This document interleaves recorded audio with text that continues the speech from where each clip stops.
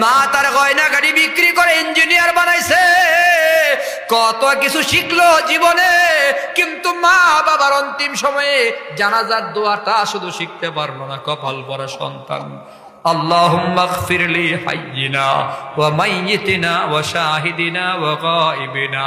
কপাল কত খারাপ, আমার ছেলের জন্য সম্পদ বিক্রি করলাম, ছেলে আমার জানাজা পড়াইতে জানে না, আমার ছেলে আমার জানাজার দোয়াটা পারে না, আমার মতো কপাল পরা জগতে নাই।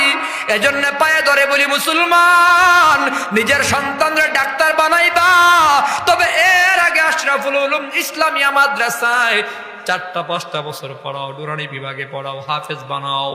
তোমার সন্তানকে কয়েক বছর পড়ায়া জানাজার ইমামতি শিখাও, নামাজগুলো শিখাও, আল্লাহরে চিনাও, রসুলকে চিনাও, কোরআনের সাথে সম্পর্ক লাগায়া দাও। মানুষের সন্তানগুলাকে মানুষ বানায় ডাক্তার, ইঞ্জিনিয়ার, ব্যারিস্টার বানাও, কোনো আপত্তি নাই। শুধুমাত্র আবেদন হলো কোরআনের সাথে সম্পর্ক লাগায়া দাও। মা বাবা না চাইলে, চেষ্টা না করলে সন্তান মানুষ হয় না। আল্লাহর কথার দাম কম না বেশি? মানুষের কথার কত দাম দেখেন। একটা রাস্তা পরিষ্কার করে, ড্রেন পরিষ্কার করে, মেতর টাঙ্কি পরিষ্কার করে, সে যদি রাজার মেয়েরে ইজাব বলে প্রস্তাব দেই বিয়ের, অথবা মেয়ে যদি তারে প্রস্তাব দেয়, সে যদি কবুল বলে, তো রাজার মেয়েটা মেতরের জন্য হালাল। আবার এই মানুষের মুখ দিয়ে যদি তালাক বলে, তালাক, তাহলে হালাল বউটা তার জন্য হারাম। তো মানুষের কথার কত ওজন, কত পাওয়ার! মানুষের কথার এত পাওয়ার, এত ভ্যালু। আল্লাহ কখনো কখনো এমন কিছু মানুষ পাঠাইছেন দুনিয়ায়, যাদের কথাই দুনিয়া পাল্টাই গেছে, দেশ পাল্টাই গেছে। যেমন বাংলাদেশে শেখ মুজিবুর রহমানের বক্তব্যে দেশ পাল্টাই গেছে, এটা বাস্তব। তার বক্তব্যে অনুপ্রাণিত হয়েছে মানুষ। জিয়াউর রহমানের ঘোষণায় যুদ্ধে মানুষ নেমে গেছে। কোন কোন মানুষের কথা এমন জাগরণ আছে। বারাক ওবামা কালো মানুষ, আমেরিকাতে কালোরা সাধারণত প্রেসিডেন্ট হয় না। আমেরিকার প্রেসিডেন্ট, আধুনিক আমেরিকার প্রেসিডেন্ট যত হয়েছে বিগত দিনেও খবর নেন, বেশিরভাগ লাল বর্ণের। বর্ণ বৈষম্য সেখানে বেশি, খুব সহজে লাল মানুষেরা কালোরে ভোট দেয় না। বারাক ওবামা কালো হওয়ার পরেও বিপুল ভোটে প্রেসিডেন্ট হওয়ার পেছনে বারাক ওবামার যত গুণাবলী ছিল, কোয়ালিটি ছিল, এর মধ্যে অন্যতম কোয়ালিটি হলো ওবামা কথা বলতেন খুব ভালো, সুন্দর করে গুছিয়ে। তার কথাই মানুষ মজে গিয়া তারে ভোট দিয়া প্রেসিডেন্ট বানাই ফেলছে। নরেন্দ্র মোদী চার দোকানদার, চা বিক্রেতা। কি বিক্রেতা? কথা কয় না। ভারতের প্রধানমন্ত্রী চা বিক্রি করতে এক সময়। আজকে এত বড় ভারতের প্রধানমন্ত্রী কেন? কই মুখের মধ্যে মজা আছে, হিন্দু ভাইয়েরা মজা পাইছে, রসকস লাগায়া একটা ভুল ভাল বুঝাইতে পারে। দেখেন যেই দোকানের মালিকের কথাই বেশি রস, মজা বেশি, এই দোকানে কাস্টমার বেশি হয়। কি ঠিক নি কথা? আর কথাই যদি কোনো রসকস না থাকে, বেমজা হয়, তিতা হয়, তো একবার কাস্টমার গিয়া 14 বার তালাক দিয়া বিদায়। আল্লাহ, এর দোকানের জীবন আমার আইন না।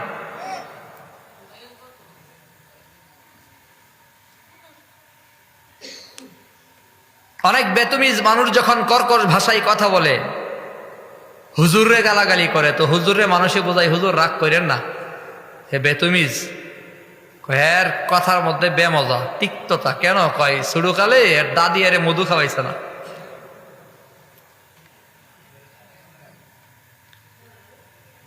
তো মানুষ যদি কথা বলতে জানে, দুনিয়া জয় করতে জানে।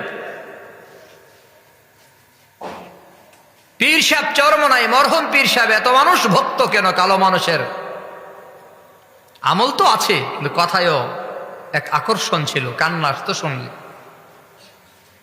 শাইখুল হাদিস আল্লামা মামুনুল হকের বক্তব্য যখন শুরু হয়, তো কয়েক মিনিট পরে পরে একটা জাগরণ তৈরি হয়, ঠিক না? মাঠ গরম হয়, স্লোগান হয়।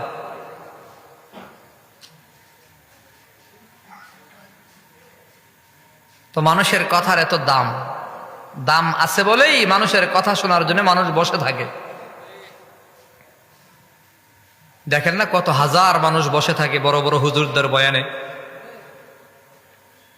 উজানির পীর সাহেবের তেলাওয়াত শোনার জন্য লাখো মানুষ পাগল। মরহুম পীর সাহেব চরমনের বয়ান শোনার জন্য লাখো মানুষ পাগল। মামুনুল হক সাহেবের বক্তব্য শোনার জন্য লাখো মানুষ পাগল। সাইদি রহমাতুল্লাহি আলাইহি মারা গেছে, এখনো মানুষ বয়ান শোনে মোবাইলে। তো মানুষের কথাই বয়ানে আলোচনায় যদি এত মজা হয়, এত মজা হয়, তো আল্লাহর কথায়ও মজা আছে না নাই? কম না বেশি? কোরআন হচ্ছে আল্লাহর কথা। সুবহানাল্লাহ বলেন। আমরা মজা পাইছি না, কিন্তু যারা পাইছে 2 রাকাত নামাজে এক রাতে পোড়াটা দিয়া দিছে, 2 রাকাত নামাজের ভেতরে 30 পারা কোরআন খতম করে ফেলছে। যেমন কাসেম নানতবি, দাওয়ান মাদ্রাসার প্রতিষ্ঠাতা, তিনি আশার নামাজের পরে মসজিদ দরজা জানালা বন্ধ করে একাকী মসজিদের ভেতরে আমল করে। মসজিদের খাদেমের মনে প্রশ্ন হলো, হুজুর কি আমল করে একটু জানতে হবে। মসজিদের কোনায় গরমকালে চাটাই মাদুরগুলো গোল আকৃতি কইরা ভাঁজ করে রেখে দেয়। তো খাদেম সেই আড়াল চাটাইয়ের আড়ালে লুকিয়ে রয়েছে, হুজুর কি আমল করে দেখুন। প্রতিদিনকার মতো এই দিনেও কাসেম নানতবি রহমাতুল্লাহি আলাইহি মসজিদের দরজা জানালা বন্ধ কইরা নামাজের বিছানা বিছায়া আল্লাহু আকবার বলে হাত বাইদা নামাজে দাঁড়িয়ে গেছে। খাদেম পেছনে দাঁড়াইছে। খাদেম মনে মনে ভাবে পেছনে দাঁড়াইয়া যায় নামাজ আদায় করি। খাদেম পড়ে লিখেন, হুজুর তিলাওয়াত করে তো করে করে তো করে করতে করতে করতে করতে রুকুতে যাওয়ার আগে 15 পারা কোরআন তিলাওয়াত করেছে। 2 রাকাত নামাজ, 2 রাকাত নামাজের ভেতরে 30 পারা কোরআন খতম করে ফেলেছে। আম্মা জান আয়েশা সিদ্দিকা রাদিয়াল্লাহু আনহা প্রত্যেকদিন কোরআন খতম করতেন। ইমামে আবু হানিফা রমজান মাসে একদিনে প্রতিদিন 2 বার খতম করতেন। নিশ্চয় কোরআন তেলাওয়াতে মজা আছে না নাই? কোরআনের ভেতরে তো মজা আল্লাহ ঢুকায় দিছে। কোরআনের মজা যে পেয়ে গেছে, দুনিয়ার ভেতরে আর কোনো কিছুতে এমন মজা সে পায় না। বান্দা শুধু তিলাওয়াত করে। আজকে মুসলমানের সমাজে মুসলমানরা কোরআন তেলাওয়াতে মজা পায় না, কিন্তু নবীর যুগে কাফেররাও কোরআন তেলাওয়াতে মজা পাইতো।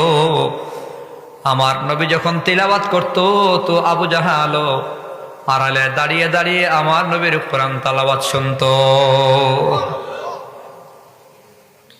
নবী আরবি সাল্লাল্লাহু আলাইহি ওয়াসাল্লামের ঘরের পাশে দাঁড়ায় কোরআন তেলাওয়াত শুইনা বাড়িতে চলে যাচ্ছে রাতের বেলা।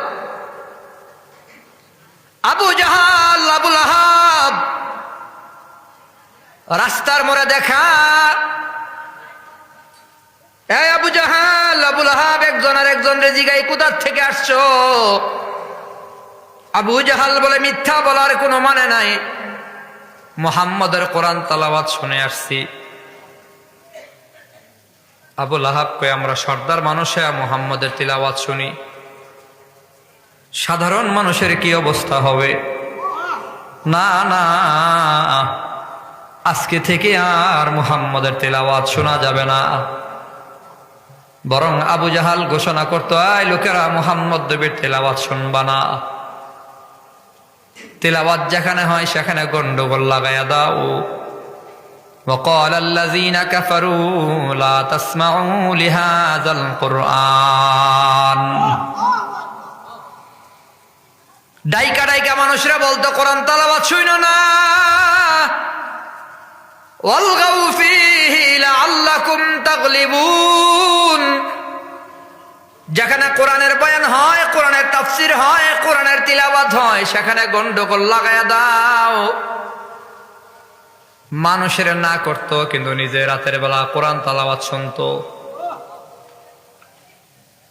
এবার আবু জাহাল আবুল আহাব হাতে হাত রেখে ওয়াদা করছে, আর কোরআন তেলাওয়াত শুনবো না। সাবধান, আমরা সর্দাররা যাবো না।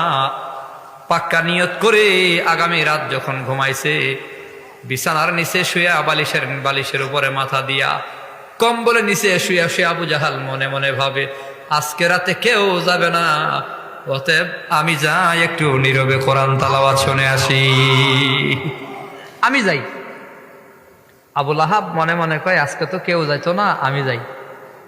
সুবহানাল্লাহ বলেন না। মুরব্বী বাবারা যারা হজে গেছেন, ওমরাই গেছেন, দেখছেন কাবাগর দেখার একটা আলাদা মজা আছে না নাই? প্রথম যখন হজে গেলাম 15 সালে, 7 ঘন্টা বিমানের জার্নি, আরো 6 ঘন্টার মতো বাসের জার্নি। জেদ্দায় নামছি, আর বাস হোটেল হারাইয়ে ফেলছে, তালাশ করতে করতে 6 ঘন্টা, 13 ঘন্টা জার্নি কইরা গাট্টি গুট্টি সব হোটেলের সামনে রাইখা এক বন্ধুরে কইলাম, ভাই আমার গাট্টি কষ্ট করে হোটেলে 4 তলায় উঠা, আমি আগে কাবাগরটা দেখে আসি। তো খুব দ্রুত গতিতে গেলাম, মিসফালা, ওই যে কবুতরের একটা মাঠ আছে, এইটা দিয়ে গেলাম হাঁটতে হাঁটতে। কাবাগরটা দেখে তাওয়াফ করলাম, আর মনে চাইলো কালো পাথরে যদি একটা চুমা দিতে পারতাম।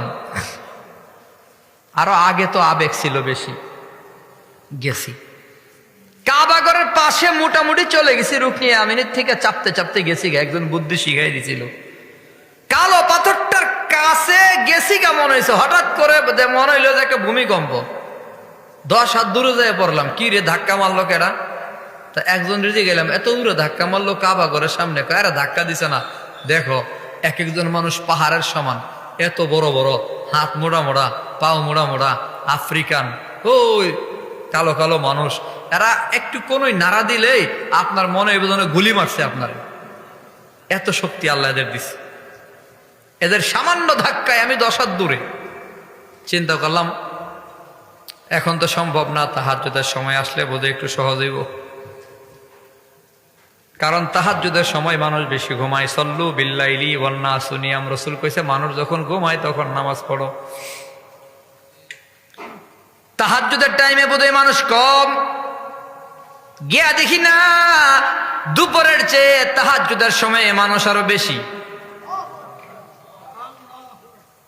কারণ এমন মনে করেন না লোকের অভাব নাই, বোধহয় ওই সময় গেলে ফাঁকা পামু।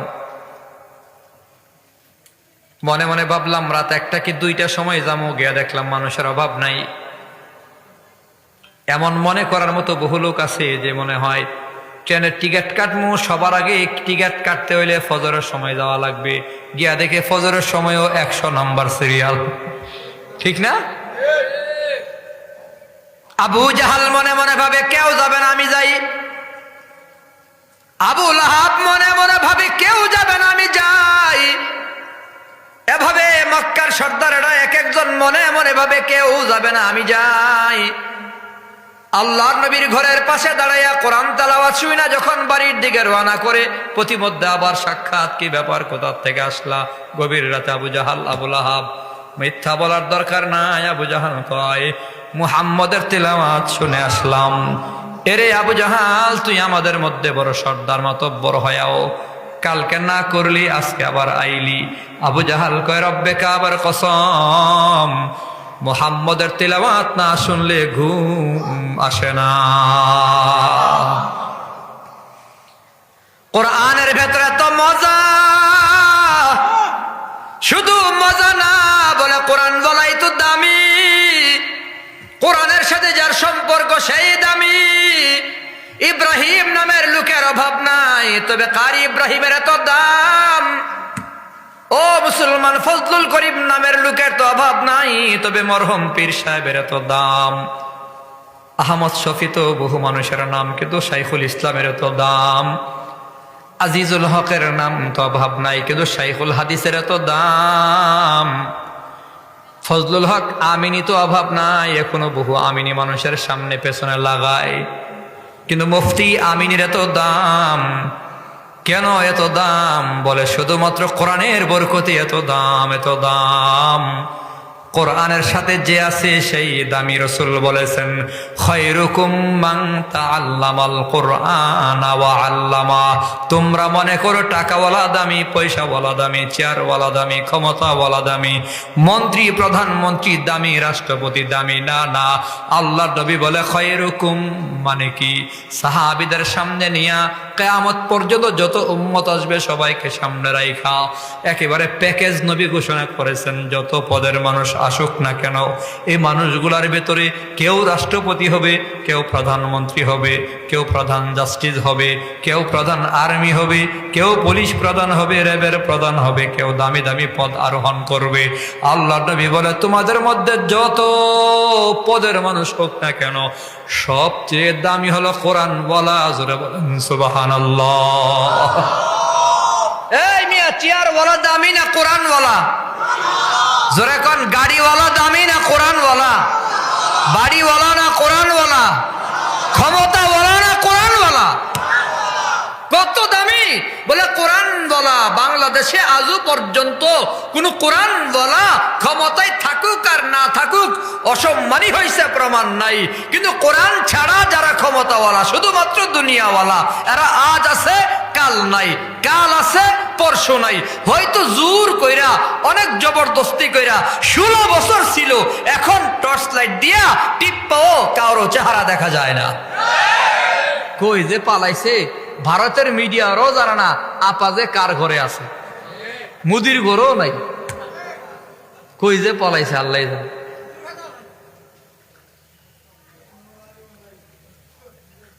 এজন্যই হযরত আলী বলে, আল্লাহ, আলী কাররামাল্লাহু ওয়াজহাহু, আমার নবীর প্রিয় সাহাবী আলী আল্লাহর হাজার শুকর আদায় করে, বলে, আল্লাহ আপনার হাজার শুকর আদায় করি, আপনি আমারে মাল দেন নাই, ধন দেন নাই, দৌলত দেন নাই, টাকা দেন নাই, পয়সা দেন নাই, দুনিয়ার কিছুই দেন নাই। নবীর কলিজার টুকরা আলীর ঘর নাই, বাড়ি নাই, টাকা নাই, পয়সা নাই। আমার নবীর ঘরে খাইতেন, নবীর ঘরে থাকতেন, নবীর ঘরে লালিত পালিত হইছেন, নবীর ঘরেই বড় হইছেন মদিনায়। হযরত আলী আল্লাহর হাজার শুকর আদায় করে, রাদিনা কিসমাতাল জাব্বারি ফিনা লানা ইলমু ওয়ালিল আদাই মালু ফা ইন্নাল মা লা ইয়াফনা আন কারিবিন ওয়া ইন্নাল ইলমা ইয়াবকা লা ইয়াজালু। আলী বলেন, আল্লাহ হাজার শুকরিয়া, দুনিয়ার ধন দৌলত দেন নাই আপনি, দুনিয়ার ধন দৌলত আজ আছে কাল নাই।